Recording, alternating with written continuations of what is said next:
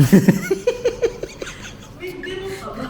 Hindi gusto mo nga kung manginom ko. Sabi ko na maninom din. At least hindi ka na mag-ano.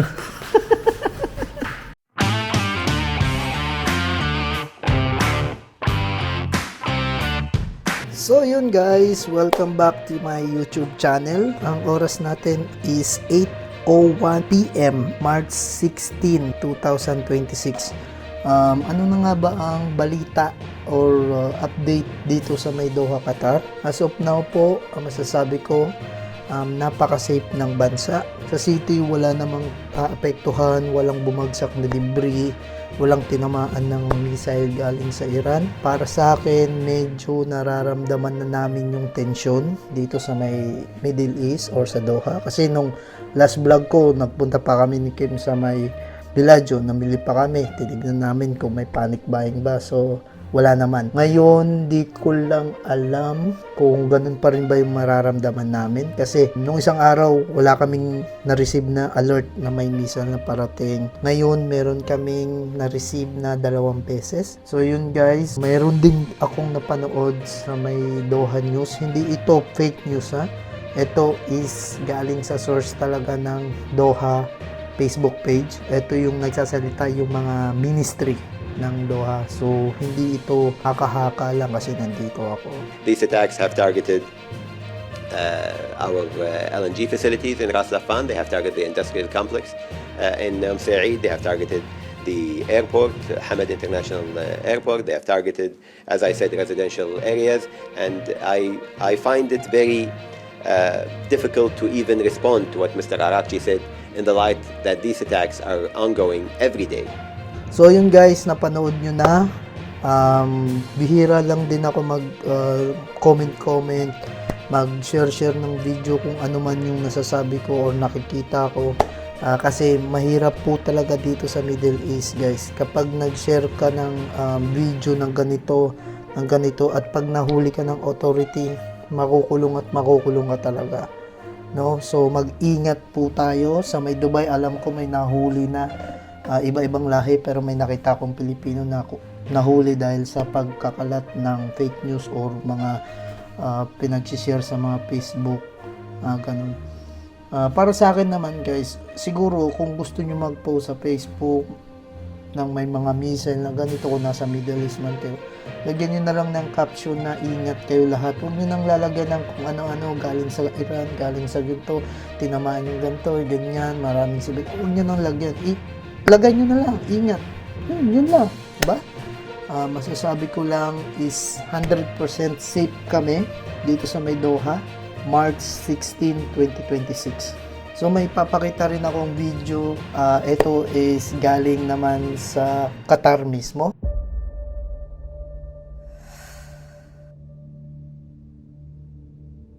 East.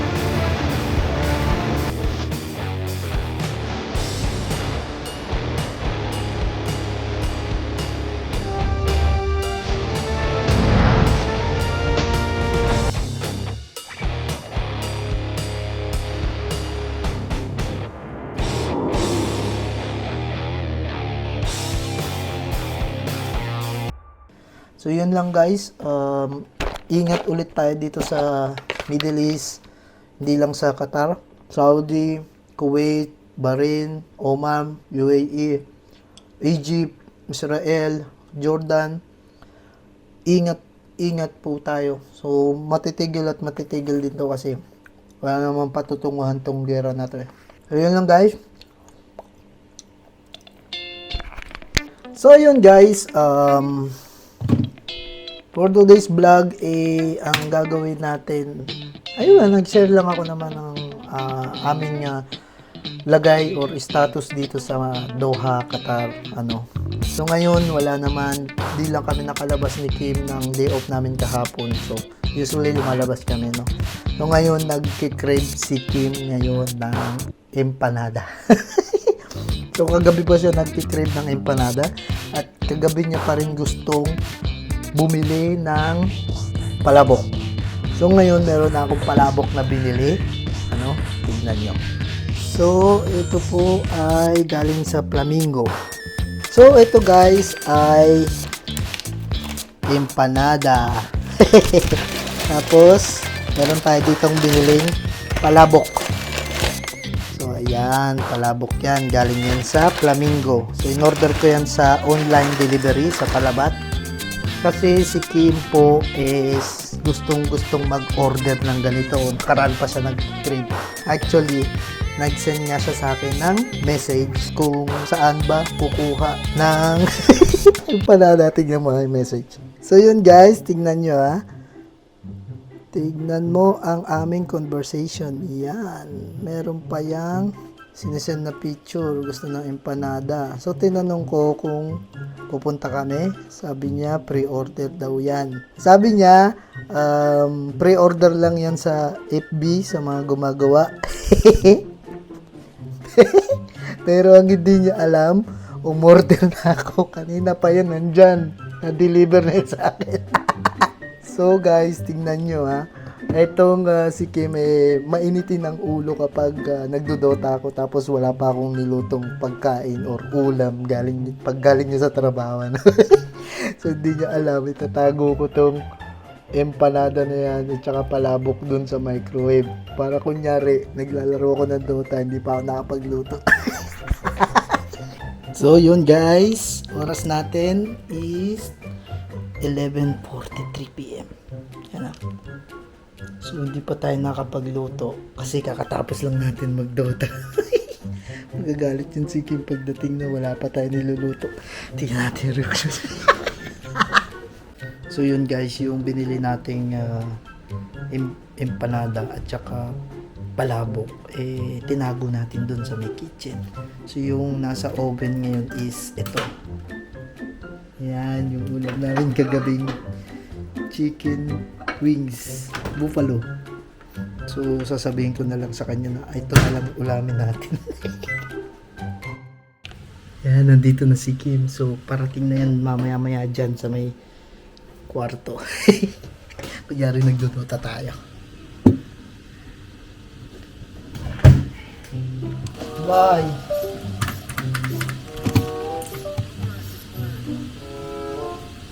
Pa ako nakaluto. Laro ako eh. Hindi pa ako nakaluto. Lalaro kasi ako. Luluto pa lang ako.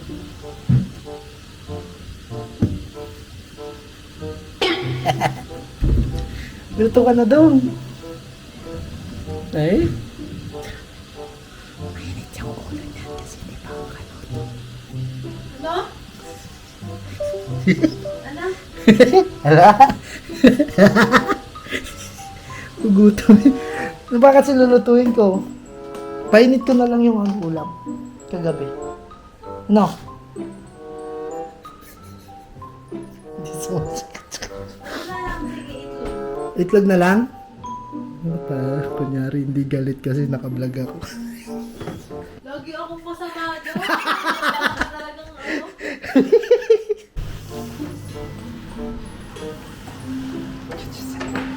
Kunyari maghahanda na tayo.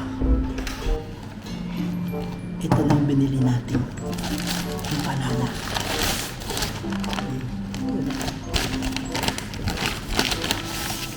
Banana. Papainit natin.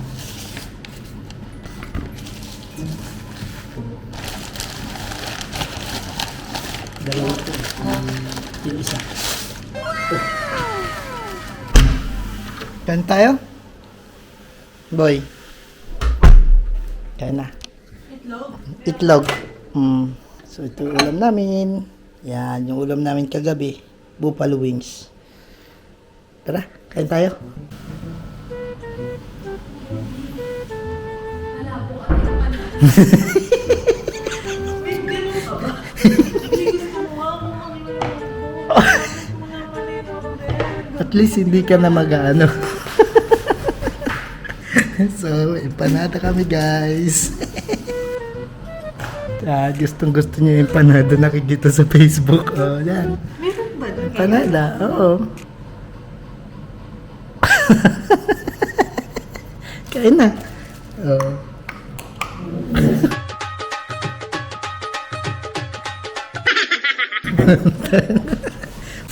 So, yun guys, ang empanada. Ano ba kasi gusto mo sa palabok? Ikaw magluluto? Ay, talaga naman. Ano? Palutungin natin. Naglalaway. ਨੀ ਮੀਆਂ ਤੂੰ ਕੁਝ ਚੀਰ ਪਾ ਕੇ ਰੱਖ ਲੈ ਪੱਲੇ ਵਿੱਚ ਮੁਖੜਾ ਲੁਕਾ ਕੇ ਰੱਖ ਲੈ Sarap. Musok-usok pa. Napakalakas naman yan. So yun guys, titikman natin kung ano nga ba ang lasa nitong Ilocos Empanada dito sa Doha. Kasi nagtitrending to ngayon sa Facebook eh. So ito yung sauce namin masarap. Si Sriracha. What? Tingnan natin kung gaano kasarap to. Nabibiyakin natin guys. Masarap. So guys, tingnan nyo oh. Beef to beef. So titikman natin tong walang sauce. Walang suka.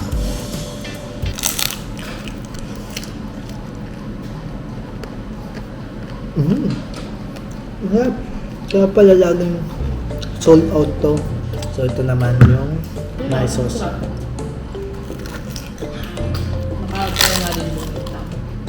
Makikita tayo, nandun yung beef. Dito yung itlog. Tapos ito yung papaya ata to. Masarap naman. Oh shit! So guys, tatry naman natin na may suka.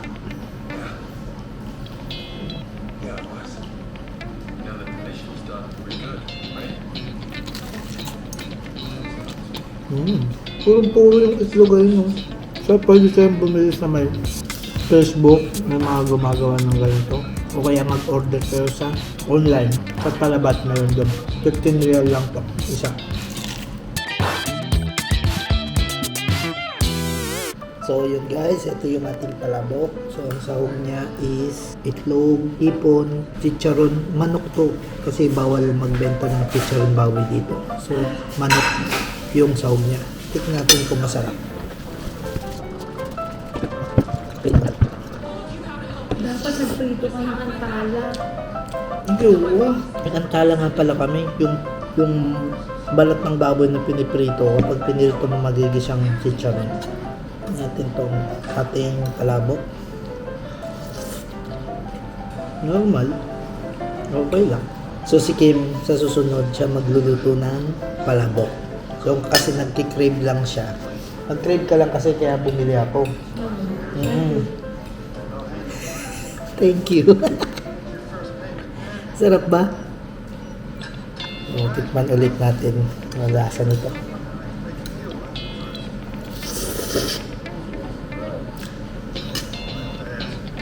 May kulang dito sa lasa ng palabok na to. Alam mo yung kulang dito? Tinapa. Wala siyang alat at saka nung linamnam ng tinapa. Wala siyang tinapa eh, kaya ganito yung lasa niya. Parang matabang na, kulang sa asin, ganun. Pang cravings lang naman. So yun, ubos na. Oh, ha, ikim na lang pa. Matabang daw. So, try namin sa susunod yung sa Kabayan.